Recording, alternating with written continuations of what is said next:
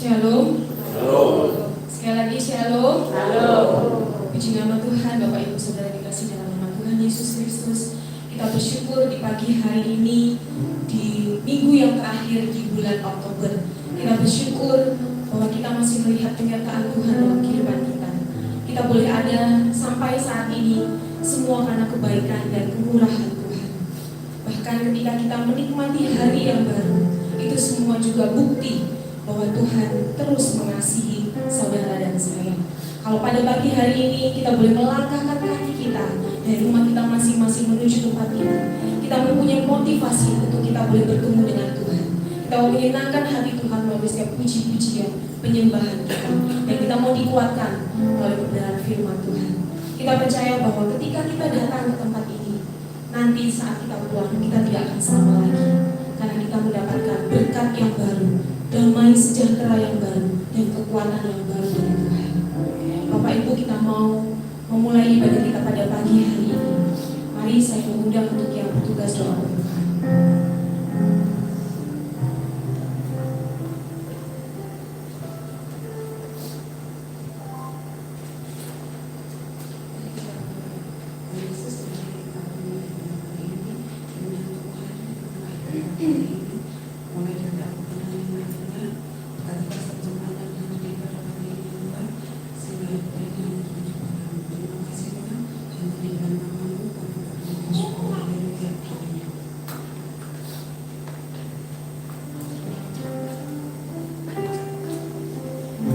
Efesus 3 ayat 20-21 berkata demikian.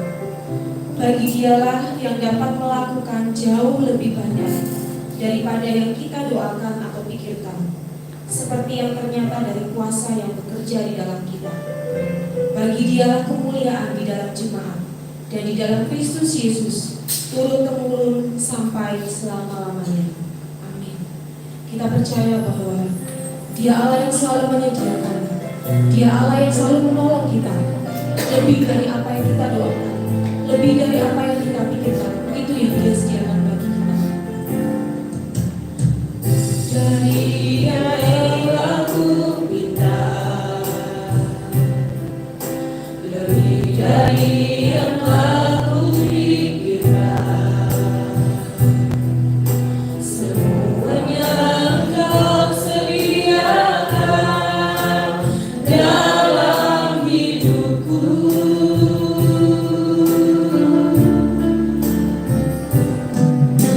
Tidak dapat aku mengukurnya, Engkau dapat aku menghitungnya. Kebesaran kasih-Mu ya Tuhan yang Kau berikan.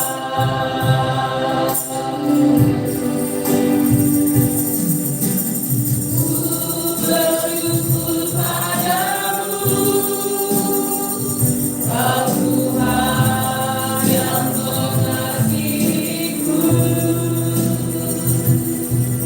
Kaulah jami dan hidupku, hatiku ada bagimu. Bersyukur padamu, Kau Tuhan yang mengasihiku. Kau jadikan hidup ini lebih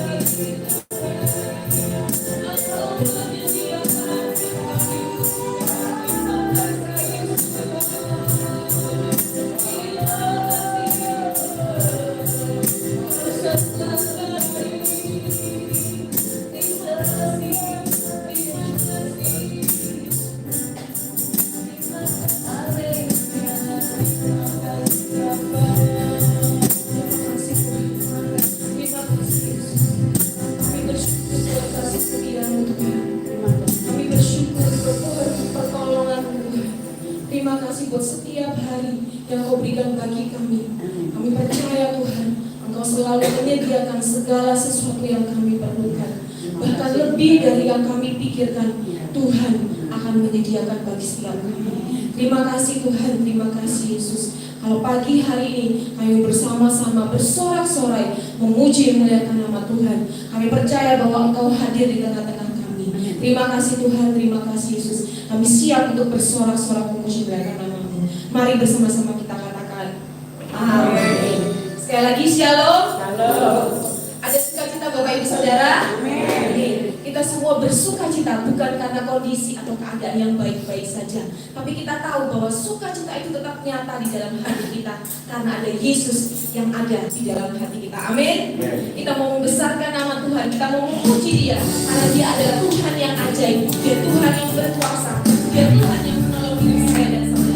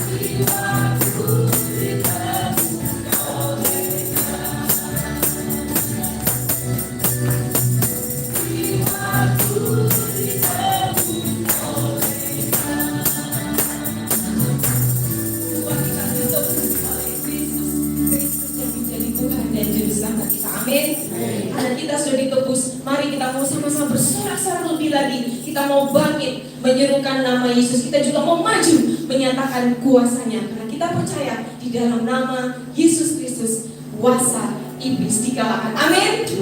Karena nama Yesus adalah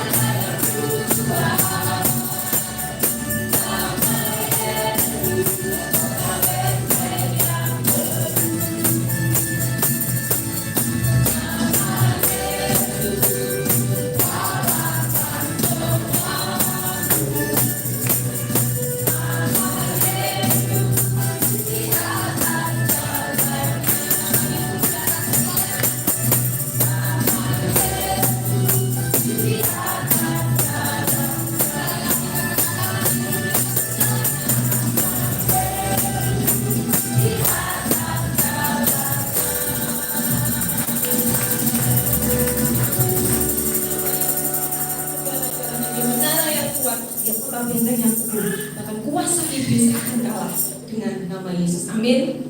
Sebelum kita duduk Bapak Ibu Saudara, bersama dengan umat percaya di seluruh dunia, kita akan mengungkapkan pengakuan iman rasuli yang berkata demikian. Aku percaya kepada Bapa yang Maha Kuasa, dari langit dan bumi, dan kepada Yesus Kristus anaknya yang tunggal Tuhan, yang dikandung daripada Roh Kudus, lahir dari anak darah Maria, yang menderita di bawah pemerintahan Pontius Pilatus, disalibkan, mati dan turun dalam kerajaannya.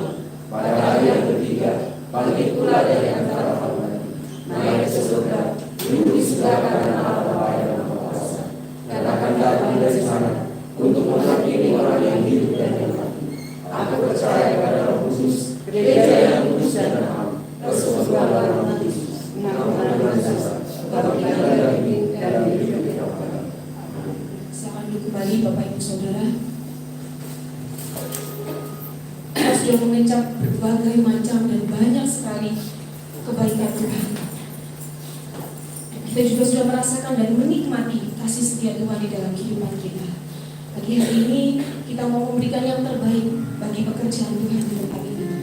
Kita mau memberikan sambil kita menaikkan pujian, ucaplah dan lihatlah.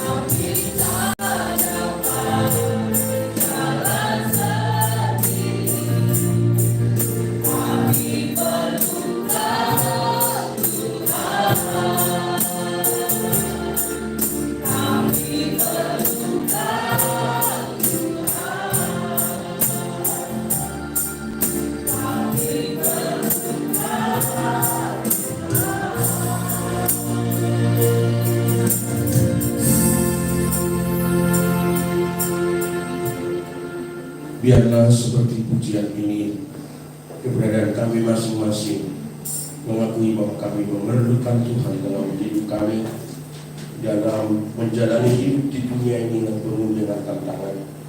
Kami tidak dapat berjalan sendiri dengan kekuatan dan kemampuan kami secara manusiawi, tapi kami memerlukan kuasa-Mu, pertolongan-Mu, kehadiran-Mu dalam diri kami masing-masing, dalam karya kami, pekerjaan, perjalanan, bahkan hubungan sosial kami dengan masyarakat dimanapun kami berada.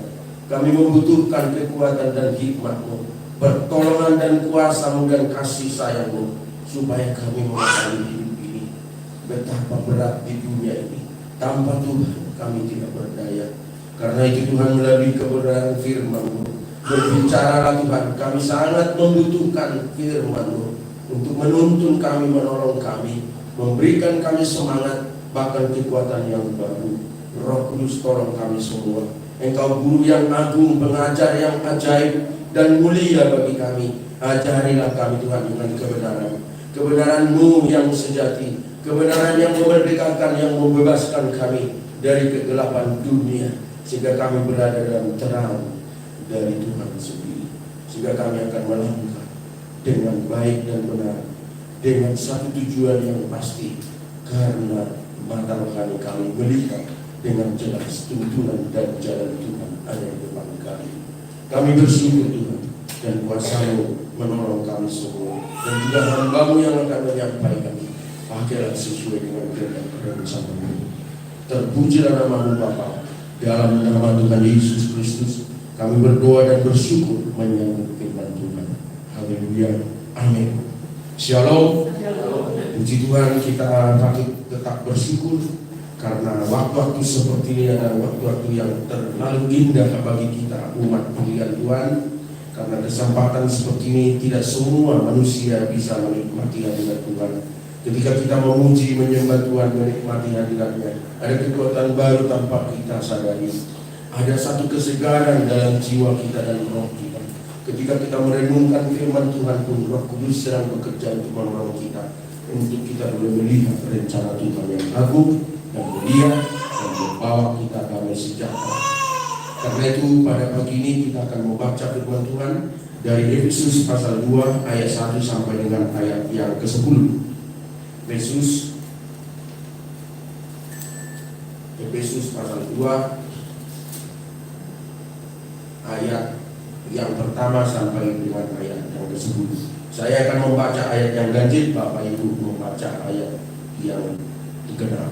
Kita bergantian. Semuanya adalah kasih karunia. Kamu dahulu sudah mati karena pelanggaran-pelanggaran dan dosa-dosamu. 1, 2, 3.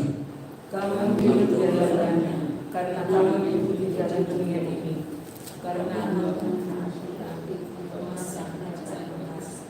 itu orang yang sekarang sedang bekerja di antara orang berkata. Sebenarnya dahulu kami semua juga terhitung di antara mereka ketika kami hidup di dalam hawa nafsu daging dan menuruti kehendak daging dan pikiran kami yang jahat. Pada dasarnya kami adalah orang-orang yang harus dimurkai, sama seperti mereka yang lain. Tetapi Allah yang berrahmat oleh karena kasih-Nya yang besar yang dilimpahkannya kepada kita, telah menghidupkan kita bersama-sama dengan Kristus, sekalipun kita telah mati oleh kesalahan-kesalahan kita. Oleh kasih karunia kamu diselamatkan.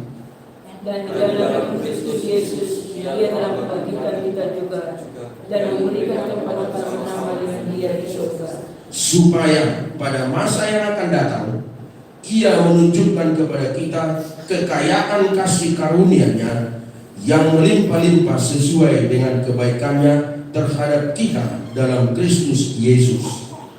sebab karena kasih karunia kami diselamatkan oleh iman, itu akan tetapi pemberian Allah. Itu bukan hasil pekerjaanmu.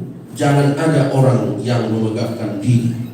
Karena kita ini buatan Allah, diciptakan dalam Kristus Yesus untuk melakukan pekerjaan baik yang dipersiapkan Allah sebelumnya. Dia mau supaya kita hidup di dalamnya. Amin, puji Tuhan.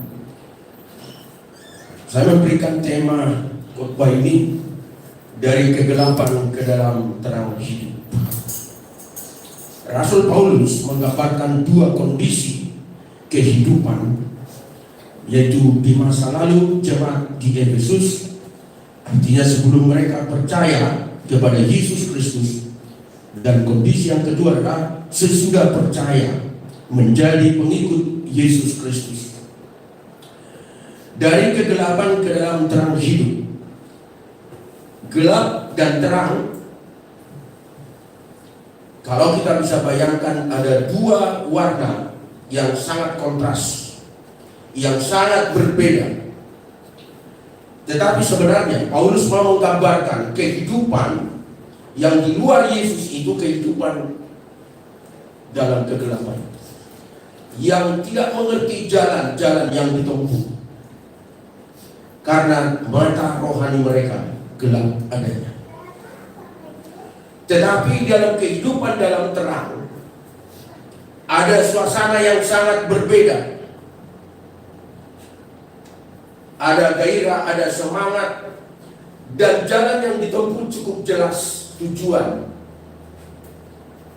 ada di depan. Nah, dua kondisi ini sebenarnya menggambarkan bagaimana jemaat di Efesus sebelum mereka percaya kepada Tuhan. Mereka tidak mengerti arti hidup yang sebenarnya. Kalau kita tarik ke dalam hidup kita, tentu kita masing-masing punya pengalaman secara pribadi. Walaupun kita mungkin sejak lahir sudah disebut pengikut Kristus, orang Kristen, tetapi ada pengalaman secara pribadi di mana titik itu merupakan pemisah dari suasana kegelapan masuk dalam kehidupan yang terang. Secara pribadi, saya sudah bahkan di dalam buletin dulu masih koran masih jelas di Jawa Pos diterbitkan kesaksian hidup saya sebelum saya bertobat tahun 82 ya, bulan Oktober. Bagaimana kehidupan dalam kegelapan? Sudah Kristen. Tapi sejak tahun 82 sampai hari ini, saya baru bulan Oktober tahun 82 telah menemukan titik pertemuan dengan Sang Pencipta itu mengubah paradigma cara hidup saya secara pribadi, termasuk tujuan, termasuk nilai-nilai kehidupan di dunia ini. Dulu sebelum bertobat, dunia ini adalah tujuan, kemegahan, kesombongan, dan segala macam, dengan hawa nafsu, dengan ambisi yang sangat kuat tanpa bisa dikendalikan, sehingga akhirnya tindakan-tindakan saya melibatkan kuasa lain untuk bisa mencapai tujuan. Dengan sengaja, dengan kesadaran, saya berguru dengan kuasa kegelapan yang namanya dukun. Ada 3 orang.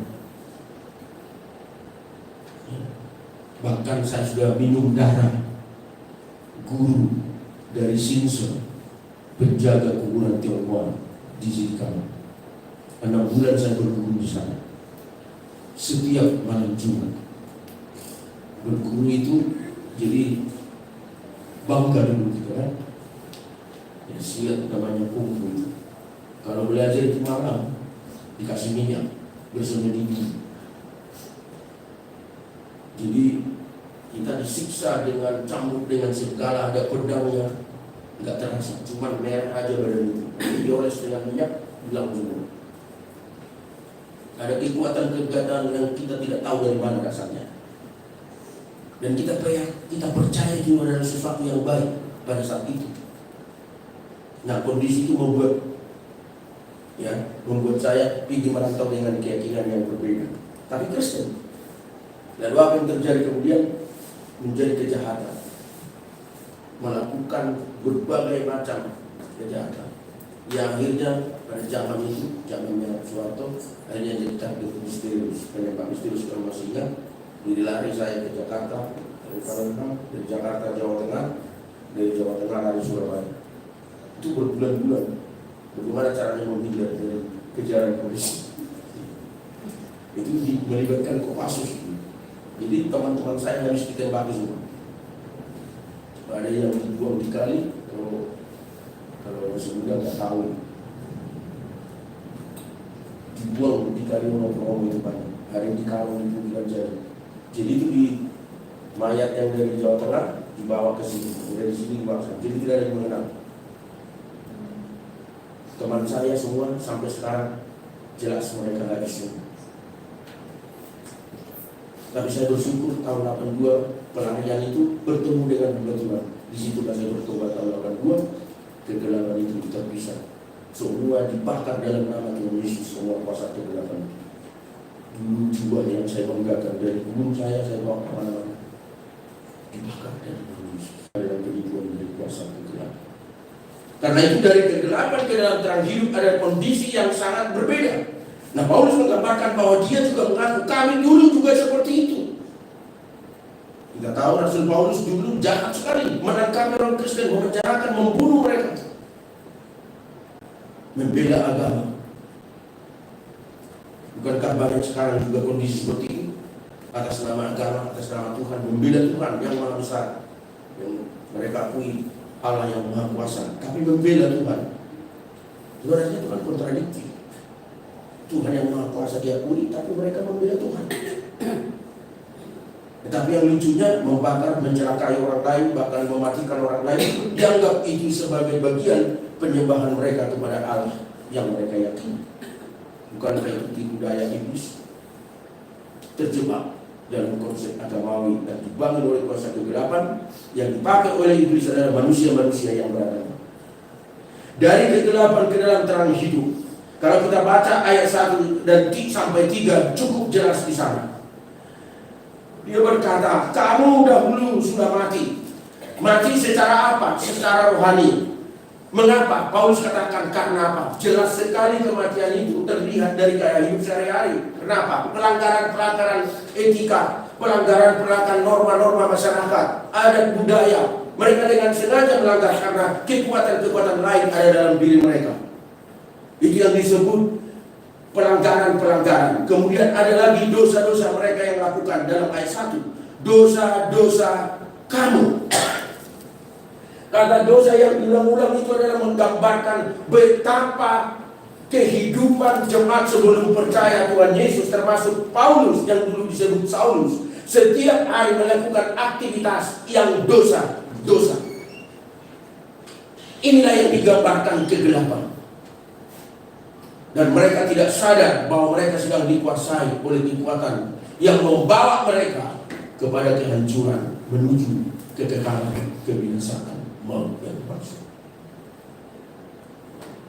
Karena itu kondisi orang dalam kegelapan, Paulus katakan, karena kamu sudah mati, karena tidak terhubung sumber kehidupan, yaitu Allah yang hidup dalam Yesus Kristus. Dikatakan kamu hidup di dalamnya. Artinya kehidupan sehari-hari dengan aktif, dengan sadar mereka melakukan pelanggaran-pelanggaran, dosa-dosa, baik secara moral, etika, dan bermasyarakat, pelanggaran-pelanggaran yang bersifat hukum yang berlaku di masyarakat pun dengan sengaja mereka melakukan. Sekarang ini masih banyak ya. Saya sudah berapa tahun berkhotbah di persekutuan pasang tahun orang Batak. Saya selalu mengatakan supaya bertobat, meninggalkan hawa nafsu yang mencelakakan. Tapi sampai hari ini sekian banyak anggota masih terus mencelakakan diri. Dengan sadar mereka tahu merokok itu tidak baik, tapi dengan sengaja mereka terus menerus merokok. Dihitung dari sisi kesehatan, dihitung dari sisi ekonomi, dihitung dari cara berpikir, semua melemahkan, tidak ada kekuatan, tetapi terus dilakukan.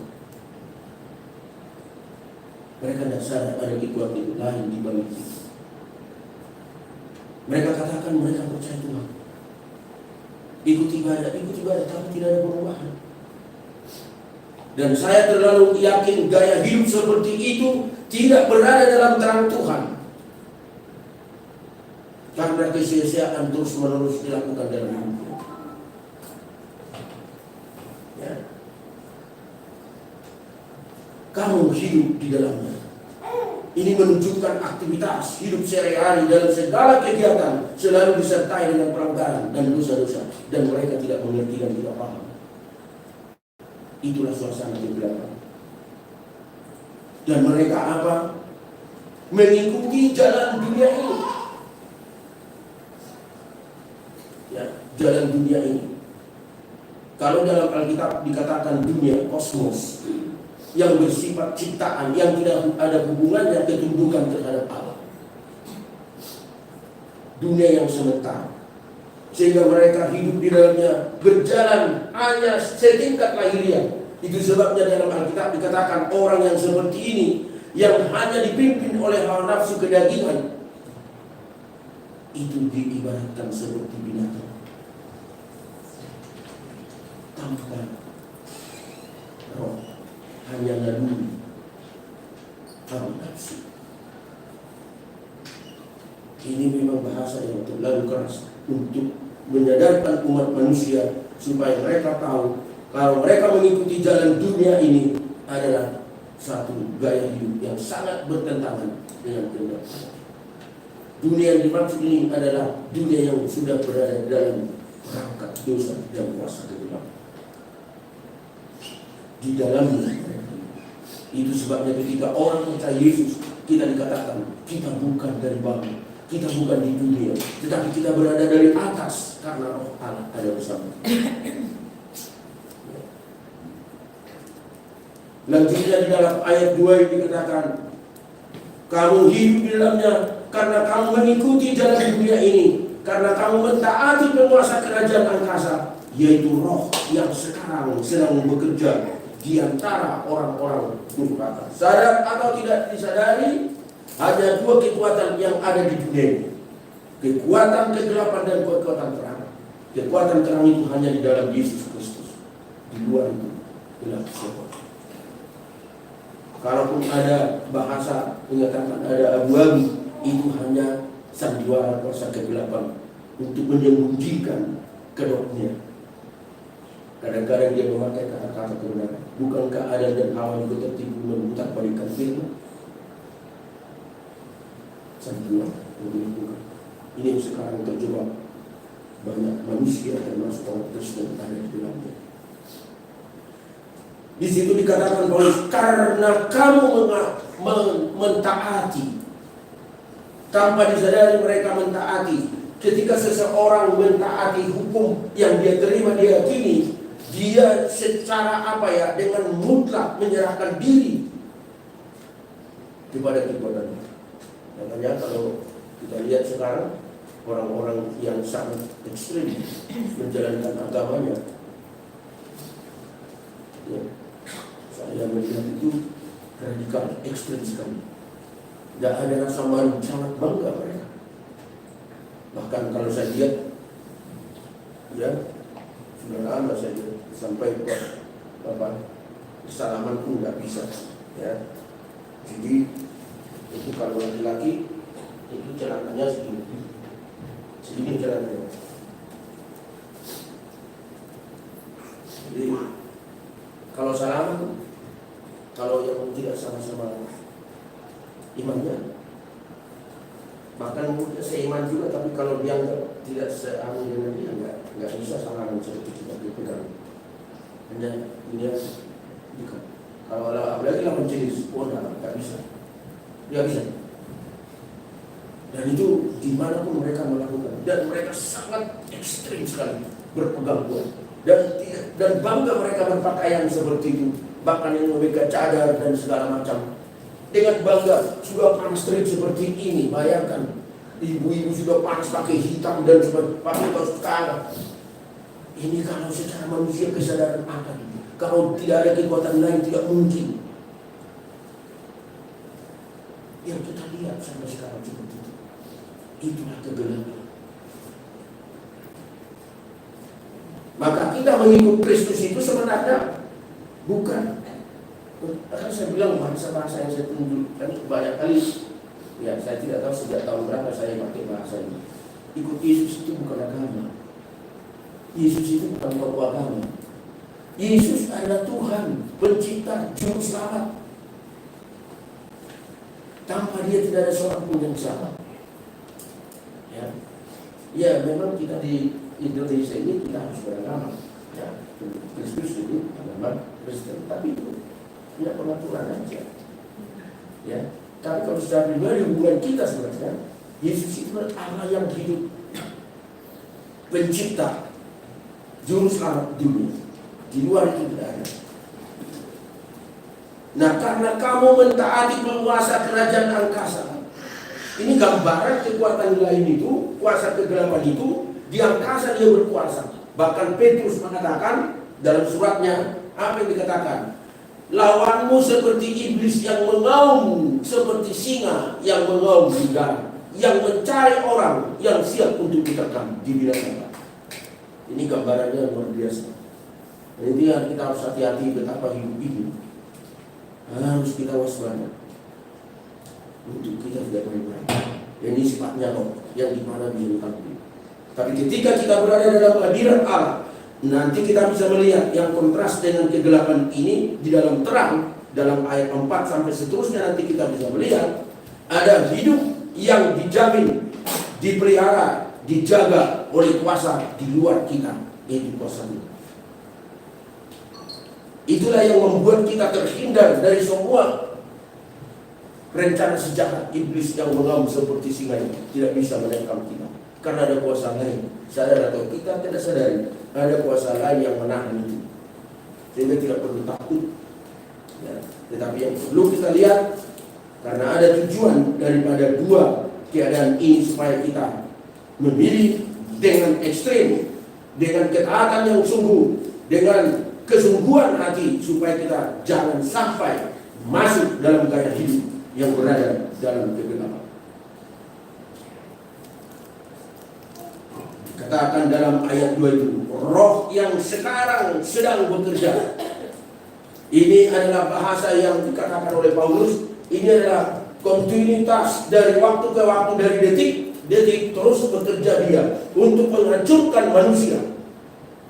Tidak ada waktu yang berhenti bagi setan untuk menghancurkan. Maka waktu sekarang ini adalah waktu yang terus menerus, tidak pernah berhenti. Itu aktivitas kuasa kegelapan. Karena itu juga kita harus terus dipimpin oleh Roh Kudus. Makanya Paulus katakan dalam Roma pasal 8 ayat 28, yaitu perikop itu bagaimana orang yang dipimpin oleh Roh Kudus.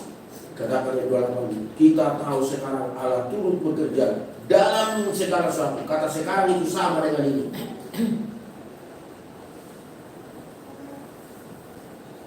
Present continuous, waktu yang terus menerus tanpa berhenti, berlangsung terus.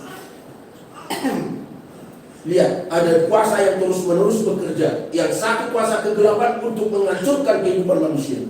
Tetapi dalam Roma 8 ada kuasa yang terus bekerja, itu Roh Allah, mendatangkan kebaikan. Yang satu mau menghancurkan, yang satu kebaikan. Hanya dua kuasa di dunia yang sudah bekerja, kegelapan dan terang. Kita bersyukur karena Kristus yang telah menyelesaikan di kayu salib. Ketika kita menerima Dia sebagai Tuhan dan Juru Selamat, kita masuk dalam posisi terang hidup. Ya. Dan dikatakan sedang bekerja, tapi Dia bekerja dibatasi kepada siapa? Orang-orang durhaka, yang tidak taat, yang tidak setia, yang tidak tunduk kepada Allah Pencipta dalam Kristus.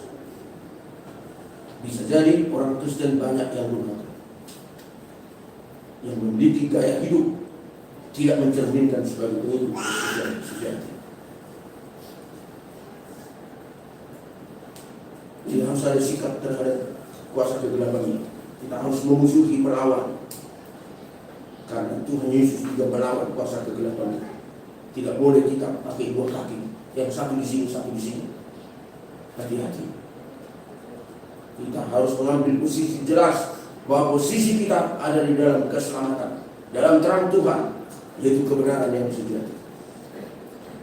Lalu dalam ayat 3 ini bagaimana Paulus menggambarkan hidupnya dulu. Sebenarnya dahulu kami juga sama seperti kamu.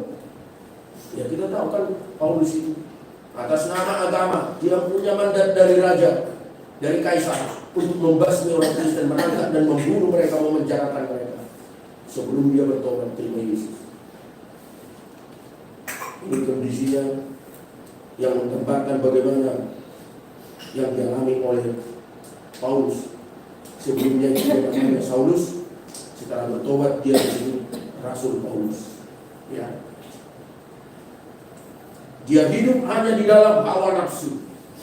Ada keinginan yang tidak bisa dikendalikan karena mencari hormat dari sisi agamawi, mencari kedudukan yang sifatnya hanya memuaskan hawa nafsu kedengkian. Dia berkata, hanya menuruti nafsu daging, pikiran mereka jahat, dan orang-orang yang harus dimurkai.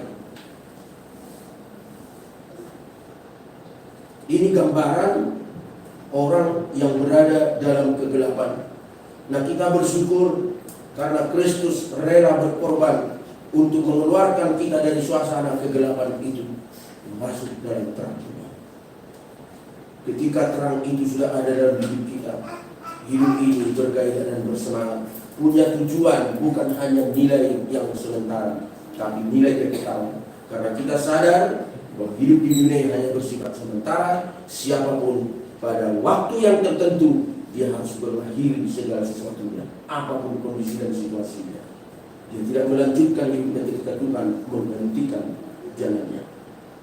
Tapi setelah itu kemana dia mau pergi? Karena ada kematian yang kedua, yaitu neraka yang kekal. Tapi ada kehidupan yang kekal di surga bersama Kristus. Ya. Maka di dalam ayat 4 kita bisa melihat Paulus sangat mengkontraskan kondisi kegelapan dan terang itu.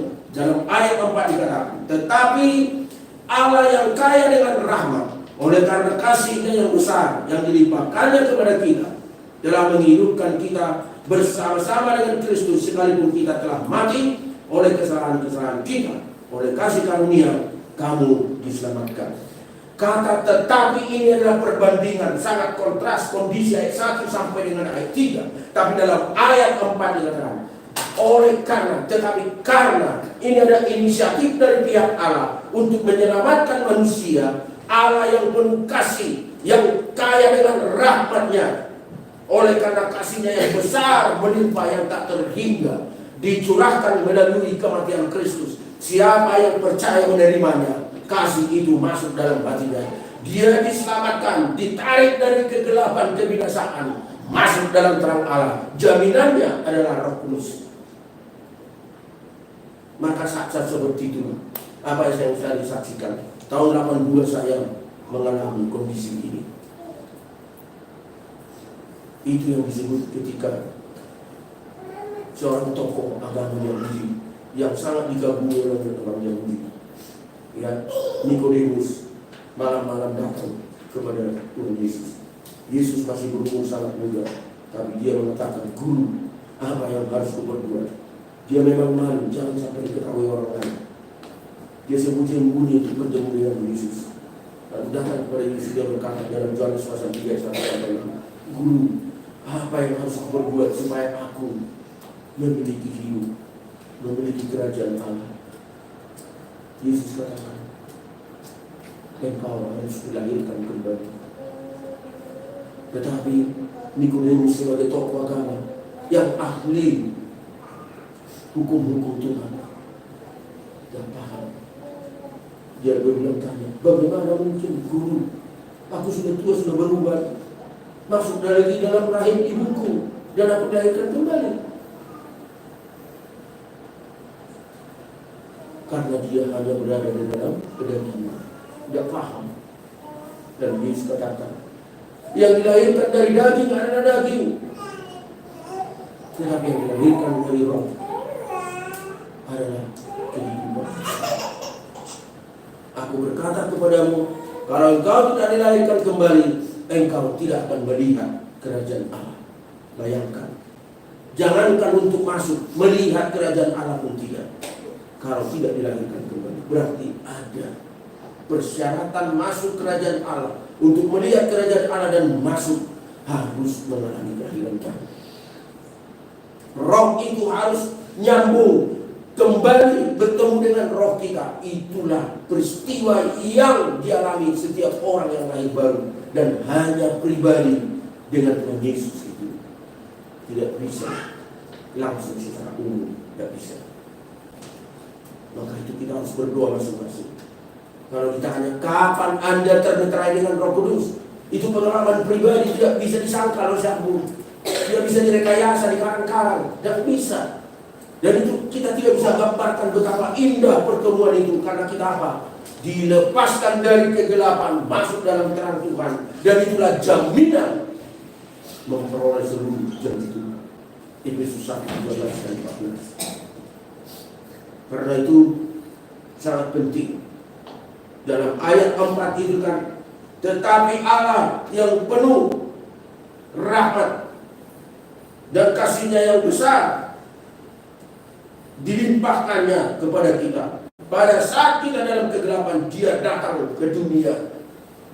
Dia sampai disalibkan untuk menebus manusia yang ada dalam kegelapan. Siapa yang percaya dan menerima Dia, dia akan menjadi anak-anak Allah. Ketika kita disebut anak-anak Allah, kita memiliki Bapa. Usia tidak menentukan, generasi tidak mempengaruhi status. Semua orang yang menerima Yesus disebut anak-anak Allah. Tidak ada cucu anak, tidak ada. Semua disebut anak-anak Allah. Ini bicara status kita, bagaimana hubungan pribadi kita. Semua yang percaya Yesus itu berhak berhubungan dengan Bapa surgawi dalam Kristus. Kenapa sih kerajaan Allah itu disebut kita ini anak-anak kerajaan Allah. Karena memang itu mengembalikan posisi sebelumnya. Ya, dalam pemberkatan nikah saya ungkap itu sedikit ya. Karena memang Tuhan berurusan dengan keluarga. Sejak awal Adam dan Hawa menjadi suami istri, keluarga, lembaga tertua dan terawal sampai hari ini ada di keluarga. Dan di situ hadir kerajaan Allah. Makanya di situ kita keluarga Allah, kerajaan Allah. Karena itu ada hubungan antara anak dengan bapa yang tidak bisa dipisahkan oleh apapun. Dan itu sekaligus menjamin kehidupan kita sebagai anak-anaknya. Bapa surgawi kita adalah pencipta langit dan bumi. Segala sesuatu yang diciptakan itu siapa? Untuk anak-anaknya.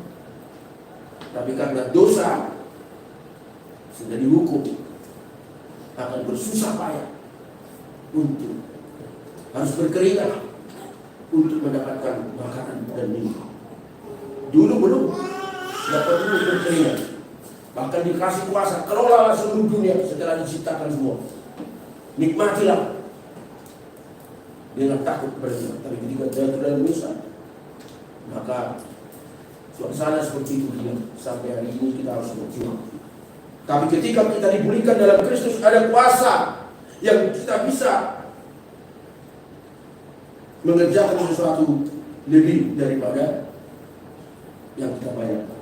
Karena ada kuasa yang menyertai kita.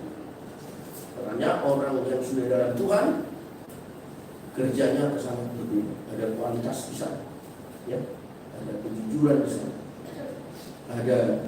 ada apa namanya, ada keindahan di sana, estetika.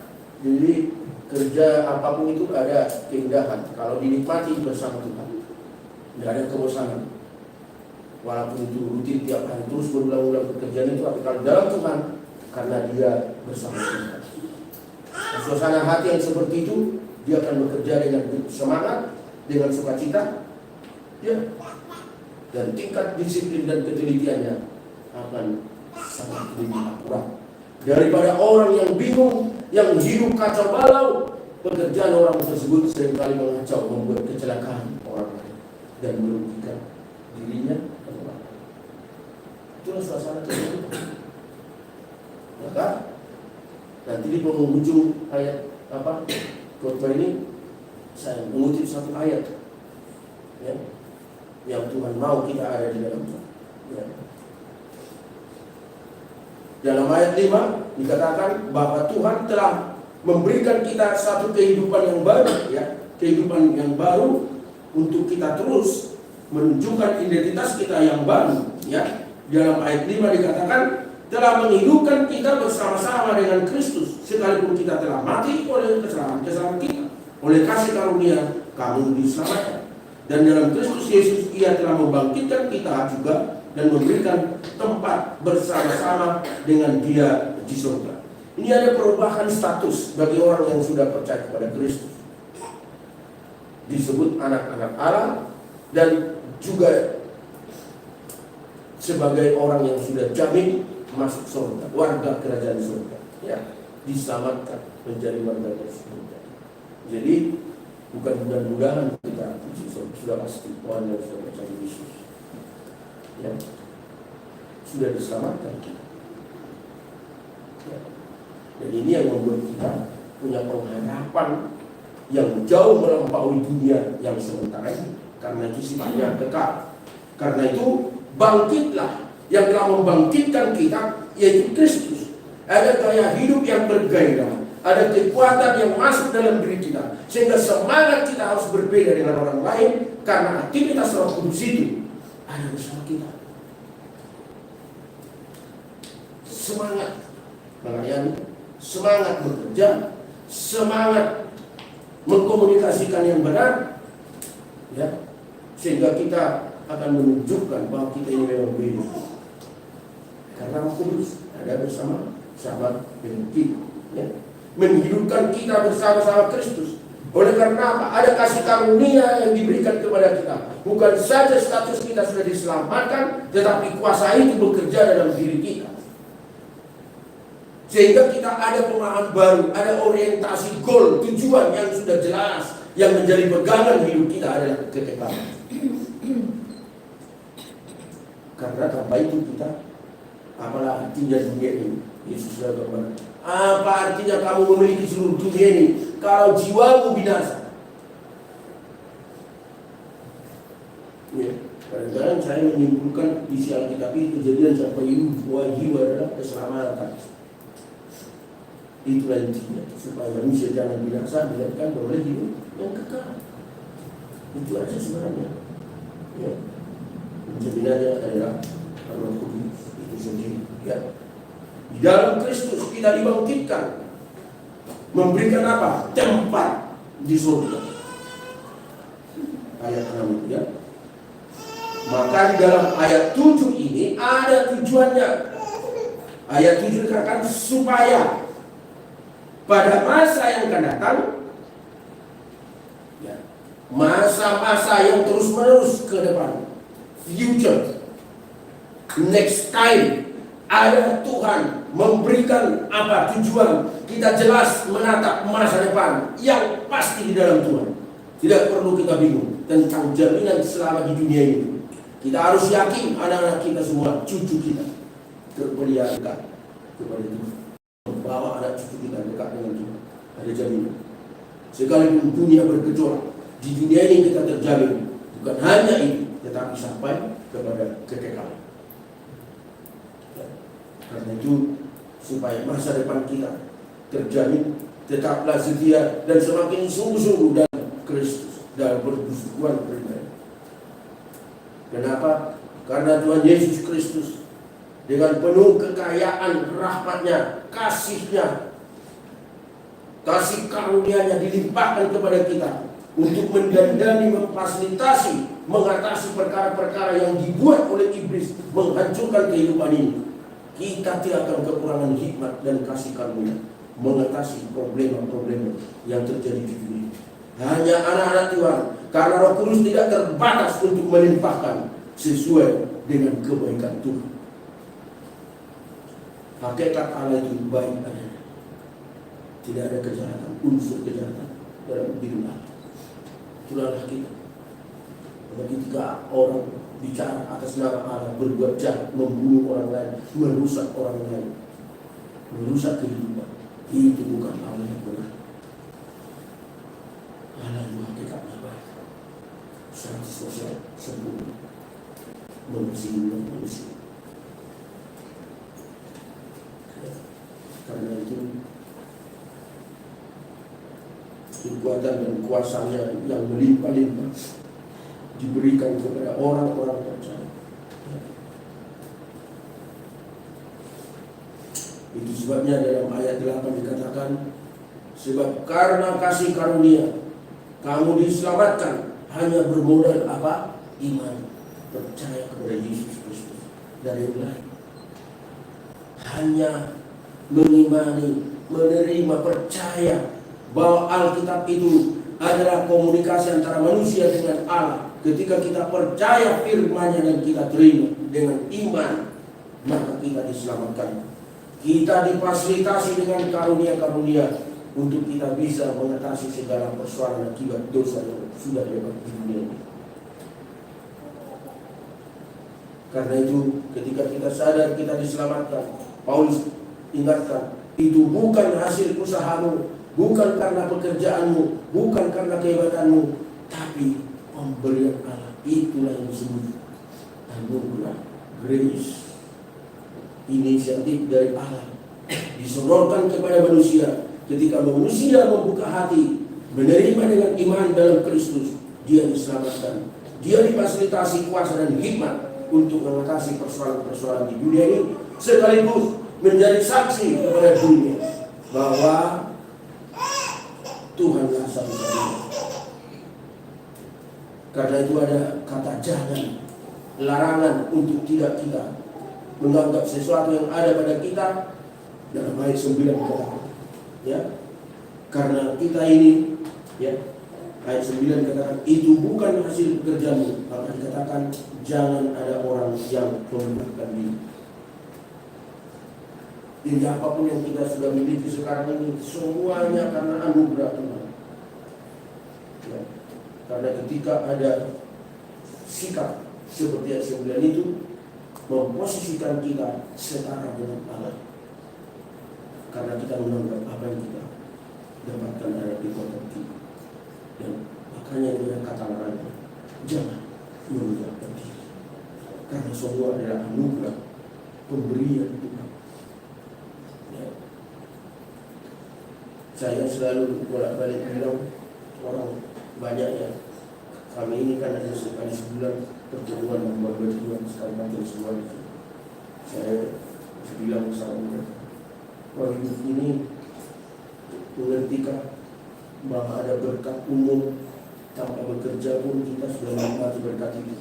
Dan berkat umum itu sejak Adam dan Hawa dicipta diberikan sampai hari ini tidak pernah ditarik berkat umum itu. Jadi termasuk antikris, ya, termasuk yang disebut terorisme diberkati Tuhan, tapi mereka tidak sadar. Itu namanya berkat umum. Apa itu ciptaan Tuhan ini? Udara, matahari, alam dan segala macam, lautan, ikan segala macam. Tidak usah bekerja. Siang malam 24 jam kita menghirup oksigen dengan bebas. Itu berkat umum. Dan itu dari awal sudah diberikan. Dan kita menikmati itu. Semua pasti menikmati. Tapi berkat khusus, tidak semua orang, hanya orang yang sudah percaya Yesus menerima berkat spesial. Yaitu apa? Kita bisa terhubung kembali dengan Bapa Surgawi Sang Pencipta. Kita disebut anak-anaknya. Sekaligus kita menjadi status baru, menjadi warga kerajaan Allah yang sifatnya kekal selama-lamanya. Semua bisa berubah ciptaan termasuk tubuh jasmani kita, tapi kekekalan itu sudah bagian kita yang pasti bersama di surga. Itulah goal yang Tuhan sudah berikan kepada kita, yang harus kita pegang. Pengharapan yang tidak boleh digoyahkan dari kehidupan kita. Dunia bisa berubah, kesehatan kita berubah oleh karena dosa. Karena kita sudah dibuat limitasi oleh Tuhan. Semua akibat dosa ini dibuat limit. Tidak ada kehidupan manusia yang hidup terus. Bahkan kita katakan 70 sampai lebih sedikit, itu kesusahan. Tapi dikasih lagi keistimewaan orang-orang tertentu yang merindukan supaya makin Tuhan lebih dengan doa, minta Allah kepada Tuhan. Jadi kalau kita minta umur 120 tahun itu permintaan Tuhan, permintaan. Tapi secara umum sudah digarisbawahi oleh kita hanya 70 tahun. Kalau lebih itu hanya kesusahan. Makanya tidak banyak orang umur 70 di batasannya. Ya, 70 sebelum 70 sudah game.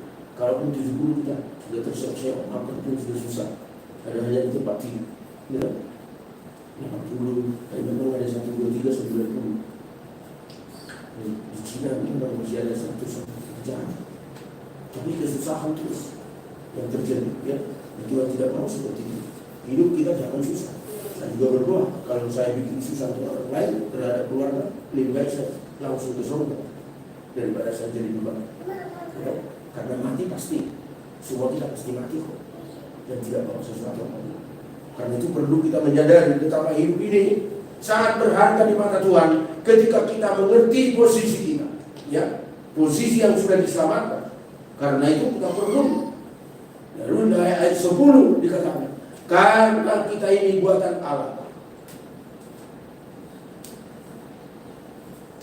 Kalau kita kembali kepada penciptaan, bukankah tangan Tuhan, Allah Tritunggal itu, Kejadian pasal 1:26, marilah kita menciptakan manusia segambar dengan rupa kita. Allah Tritunggal sudah ada di situ. Gambar Allah itu rusak karena manusia memilih jalan kehendak bebasnya, memilih pelanggaran. Akhirnya kemuliaan Allah keluar. Mulai sejak itu gambar itu tercela, rusak. Tapi Yesus datang, gambar itu dipulihkan kembali, sehingga manusia yang bertemu dengan Yesus, dia baru kembali menjadi manusia sejati. Di luar Yesus tidak ada manusia sejati. Itu hanya bayang-bayang manusia yang tidak jelas tujuan dan makna hidup. Karena itu kita buatan Allah, diciptakan dalam Kristus Yesus untuk apa? Nah, disinilah tujuannya. Ya, dalam ayat yang 10 itu, karena kita ini buatan Allah diciptakan dalam Kristus untuk melakukan pekerjaan baik. Kalau dalam penciptaan hari pertama, kedua, 3 sampai 6 selalu ketika dia melihat baik semuanya. Hari pertama baik. Ini kondisi yang berkenan kepada Tuhan. Jadi pekerjaan baik itu adalah pekerjaan yang berkenan kepada Tuhan, yang memuliakan Allah. Apapun itu, bukan karena besarnya, bukan, tapi bicara tentang kesucian, tentang ketulusan, tentang tujuan bahwa kita melakukan segala sesuatu untuk hormat, untuk kemuliaan tinggi. Sehingga apapun aktivitas dan tujuan hidup kita, apapun yang kita kerjakan, lakukanlah itu seperti kepada Tuhan. Itulah tujuannya. Karena itu Paulus katakan, kita melakukan pekerjaan yang baik menurut ukuran Tuhan itu yang dipersiapkan Allah sebelumnya, supaya kita ada di dalam, ya, dalam ayat lain, supaya kita hidup di dalam kapasitas Allah yang hadir dalam Kristus dalam diri kita. Maka standar kehidupan kita adalah standar kebaikan menurut ukuran Allah. Di sana ada kemuliaan dan kekudusan, ada keseriusan kita, motivasi, ya, kejujuran, integritas kita, semuanya mendatangkan kemuliaan. Itu sebabnya kamu adalah terang dunia, kata Tuhan. Ayat yang terakhir dalam Yohanes 8 ayat 12, Rasul Yohanes katakan, di sana Yesus berkata kepada murid-muridnya, pada orang-orang percaya, akulah terang dunia. Barang siapa mengikut aku, ia tidak akan berjalan dalam kegelapan, melainkan ia akan mempunyai terang hidup. Ketika kita percaya, ketika mengikut Kristus dengan setia, kita tidak lagi berjalan dalam kegelapan yang digambarkan ayat 1 sampai dengan ayat 3. Tetapi kita akan mempunyai terang hidup, terang yang ada kekuatan kuasa mengalahkan kegelapan. Sama seperti malam, ketika lampu di kamar saudara tidak di-klik off, gelapnya tidak kelihatan apa-apa. Sama-sama semua. Bahkan kita mungkin tidak tahu apa di depan kita. Tapi ketika kita klik tombol lampu itu, begitu lampu nyala, apa yang terjadi? Kegelapan itu sirna sekejap. Ini bicara tentang apa? Kehadiran Tuhan dalam diri kita, kegelapan itu sirna, diusir oleh kuasa Tuhan. Maka kita harus klik dengan Tuhan setiap saat. Sadarlah bahwa kita membutuhkan terang Tuhan setiap saat. Dalam kondisi dan situasi apapun yang kita hadapi masing-masing, biarlah kita terus klik dengan Tuhan. Karena terangnya itu menghancurkan kegelapan yang sedang bekerja atas kehidupan manusia sekarang. Maka kemanapun, dimanapun kita ada, ketika kita klik dengan Roh Kudus, maka terang itu membawa kita berhikmat dan memutuskan segala sesuatu bersama dengan Tuhan. Maka di sanalah tercipta damai sejahtera sukacita. Maka Anda menjadi terang, menjadi teladan, menjadi garam, menjadi sesuatu yang sangat bermanfaat untuk orang lain, karena terang Tuhan ada bersamamu. Hidupmu menjadi ratu untuk orang lain, dalam keluarga, masyarakat, dimanapun kita ada. Karena inilah tujuan Tuhan. Dia rela datang ke dunia supaya orang-orang yang ada di dunia dalam kegelapan, ketika menerima dia dalam terang, dan terang itu bersinar dalam dirinya, menerangi kegelapan. Dan kegelapan itu akan lari karena tidak berkuasa atas terang. Tuhan memberkati kita. Berdoa. Bapa di surga, kami bersyukur atas firman Tuhan, menolong setiap kami. Kami memerlukan suasana terang itu terus-menerus bekerja dalam diri kami, yaitu firman Allah, Roh Kudus yang terus bergejolak, bekerja, mendorong kami, memotivasi kami. Karena kami tidak sanggup Tuhan melawan kegelapan dunia ini. Karena itu kami membutuhkan terang kuasa-Mu, firman-Mu Tuhan. Roh Kudus tolonglah setiap kami sebagai pribadi-pribadi yang ada dalam dunia ini yang penuh kejahatan dan kegelapan. Kami sangat membutuhkan kuasa terang-Mu Tuhan setiap saat menerangi kehidupan kami, supaya nama-Mu dipuji dimuliakan lewat kesaksian hidup kami dimanapun kami ada. Terima kasih Tuhan, berkatilah umat-Mu dan teruslah berkarya di dalam diri kami masing-masing.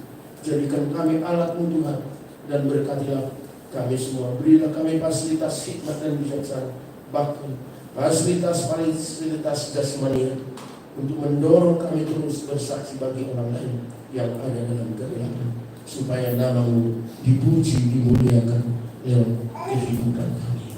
Terima kasih Bapa, terpujilah nama-Mu. Dalam nama Tuhan Yesus kami berdoa dan bersyukur. Amin.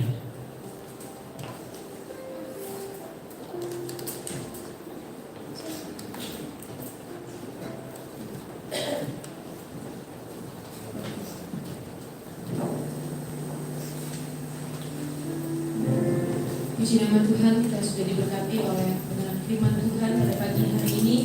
Bapak Ibu, untuk mengambil kebenaran firman Tuhan yang sudah diberikan bagi setiap kita mau memberikan yang terbaik melalui persembahan kita yang kedua. Sambil kita memberikan persembahan, mari kita sama-sama menaikkan pujian yang menyatakan, kecaplah dan lihatlah bahwa betapa baiknya Tuhan itu.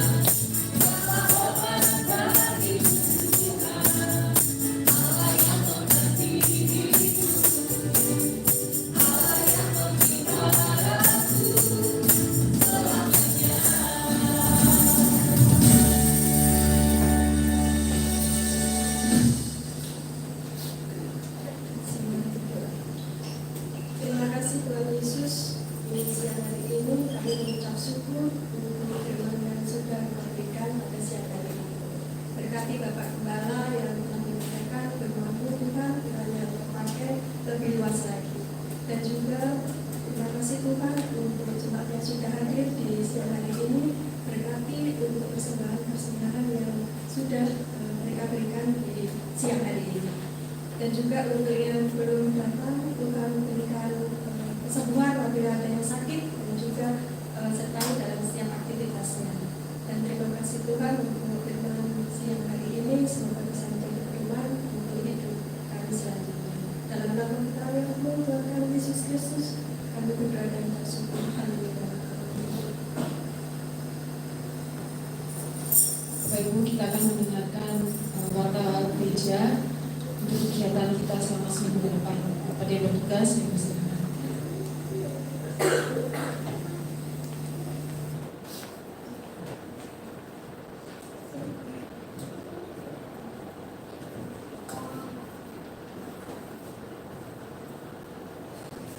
Salam. Puji nama Tuhan. Saya akan bacakan untuk teman gereja, Bapak Ibu Saudara. Untuk jadwal ibadah kita, yaitu ibadah pada hari Kamis kita tidak ada ibadah, Bapak Ibu Saudara, tanggal 2 November 2023, karena kita akan melanjutkan persiapan untuk basar di hari Minggu depan. Mungkin hari ini kan nanti ada sortir baju, dilanjutkan hari Kamis tanggal 2, dan juga untuk pembagian kelompok dan penentuan harga, semua persiapan untuk persiapan basar tanggal 5. Kemudian ibadah raya tanggal 5 November 2023 untuk yang tugas WL Ibu Tony, Singer Ibu Eko, doa pembukaan Ibu Maris, kolektan Ibu Alex, LCD Bapak Aritonang, untuk perjamuan Ibu Suwarno. Kemudian hasil rapat hari Kamis kemarin, Bapak Ibu Saudara, hari ini setelah ibadah kita ada kegiatan yaitu sortir barang-barang basar. Kemudian untuk konsumsi basar tanggal 5 November 2023, persembahan dari jemaat kita kemarin sudah bagi-bagi, yaitu untuk Bu Warno sayur asem, Bapak Yeri es sirup sama tahu, Bu Maris nasi, Bu Eko pindang sama tempe, Ibu Tony brenkes, Laura kerupuk. Kayaknya terlalu ringan kalau kerupuk ya, bisa tambah buah. Mungkin ada jemaat lain yang mau melengkapi bisa, tapi bisa untuk basar berikutnya, jadi nggak harus tanggal 5 ya. Bisa untuk basar berikutnya kan kita jadwalnya tanggal 19 nanti, 19 November. Kemudian kita juga harus persiapan untuk membeli kresek untuk persiapan basar ya, dan juga untuk alasnya basar itu kita pakai banner. Kemarin Bu Iko sudah sanggup ya, ada beberapa di rumah. Kemudian juga kita persiapkan untuk modalnya atau uang bisa dengan Bu Maris ya. Lokasi basar yang pertama kita di Balai RW 13. Kemudian untuk dress code basar kaos merah. Bisa kaos kita waktu retreat atau yang lain bisa, yang warnanya merah. Kemudian kemarin kita sempat berbicara untuk kelompok, kita bagi 5 kelompok untuk basar. Saudari Lola dengan Saudari Tina, Bu Eko dengan Saudari Lia, dengan Ibu Lulu, Bu Warno dengan Ibu Aritona, Saudari Erning dengan Saudari. Nanti bisa ditambahkan yang lain kalau kurang ya. Kemudian untuk pemuda dan bapak-bapak nanti membantu.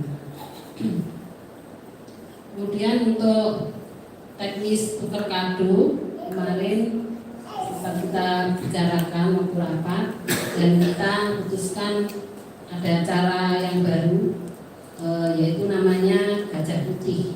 Nanti bisa dijelaskan oleh Ibu Aritona teknisnya. Kemudian kita putuskan juga untuk pembicara untuk Natal nanti Bapak Gembala. Tapi nanti lihat situasi, kalau kita ada dana lebih kita cari dari pembicara dari luar. Kemudian untuk tema Natal kita yaitu dalam Kristus ada pengharapan.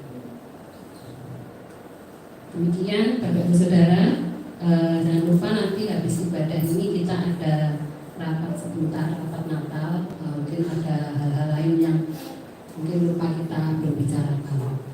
Demikian Bapak Ibu Saudara, atas nama Gembala dan Majelis ucapkan selamat hari Minggu, Tuhan Yesus berkati.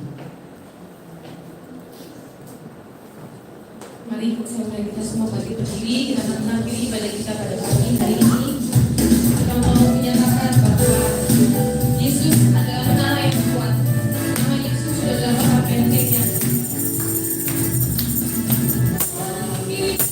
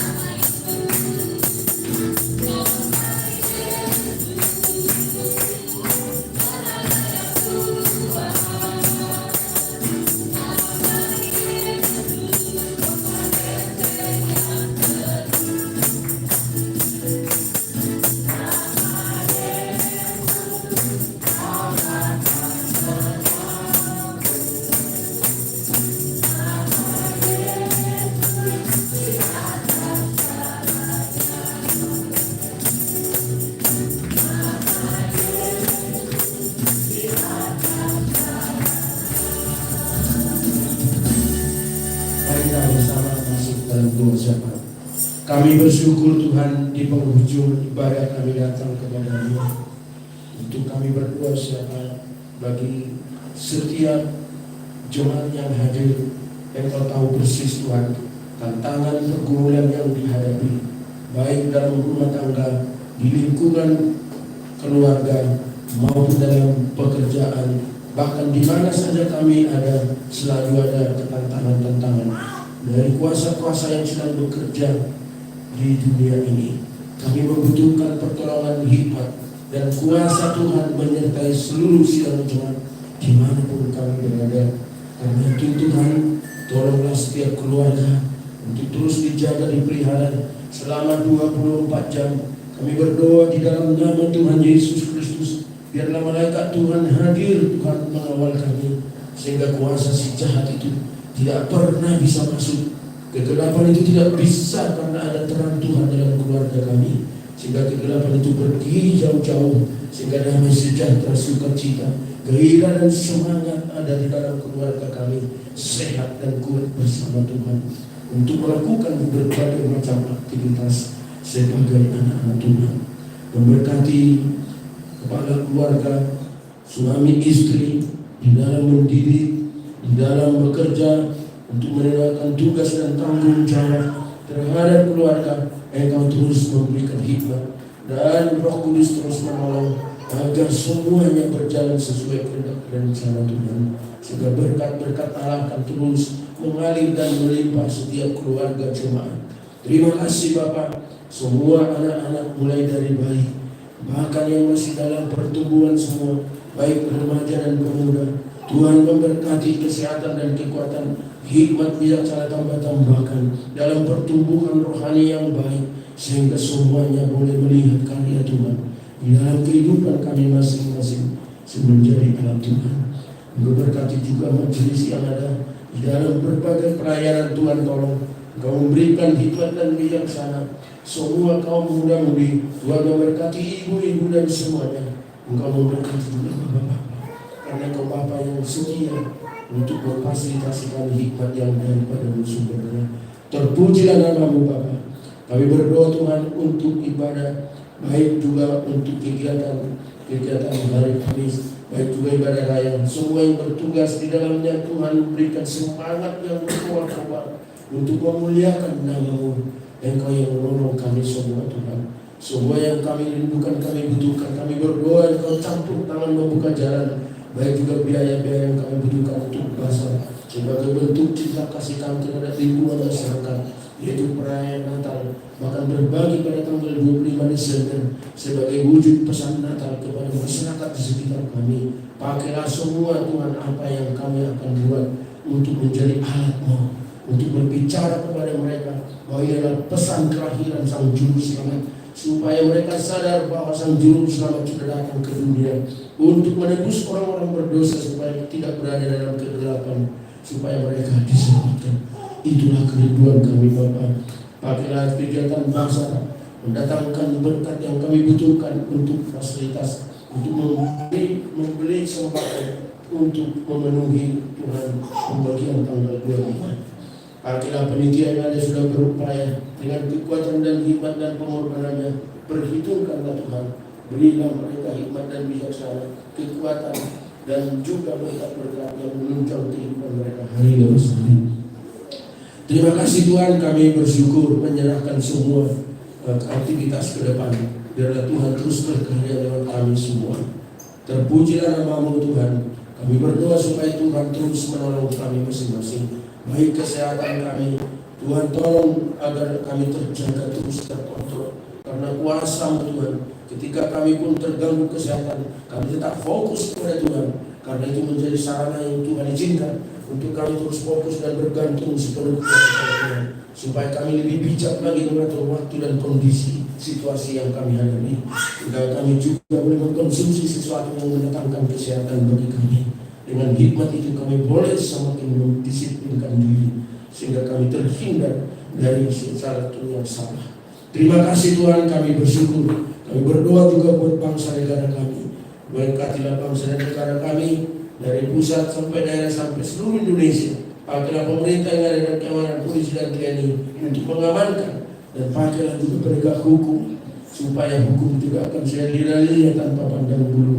Karena itu Tuhan, Engkau terus menolong pemerintah yang ada untuk menunaikan tugas dan tanggung jawabnya. Engkau memberkati gereja-gereja, anak-anak Tuhan, jadikan menjadi terang dan garam, menjadi teladan hidup, menjadi sesuatu pengharapan bagi orang lain. Karena Allah hadir dalam kehidupan kami di gereja. Terima kasih Tuhan, terpujilah nama-Mu. Kami mengucap syukur atas ibadah dari awal perjalanan sampai akhir. Tuhan sudah memberkati kami melalui pujian penyembahan, melalui kebenaran firman Tuhan, melalui semua apa yang kami kerjakan. Tuhan, kami boleh merasakan berkat-Mu dan kehadiran-Mu di tengah-tengah kami.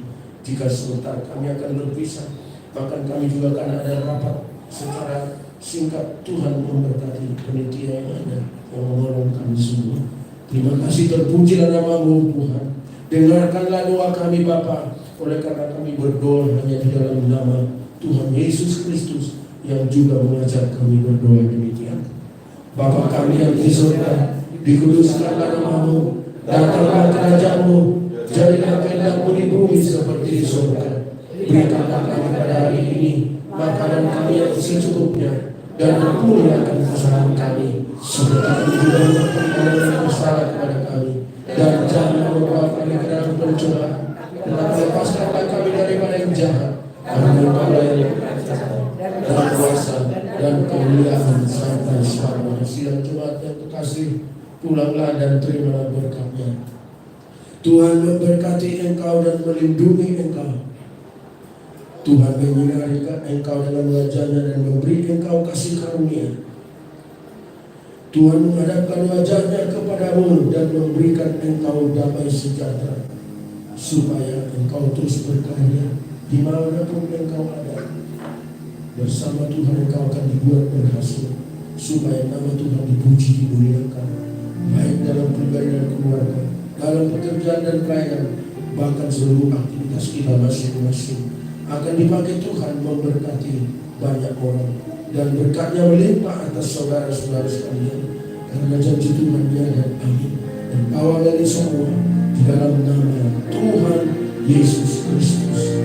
Haleluya. Percaya, katakan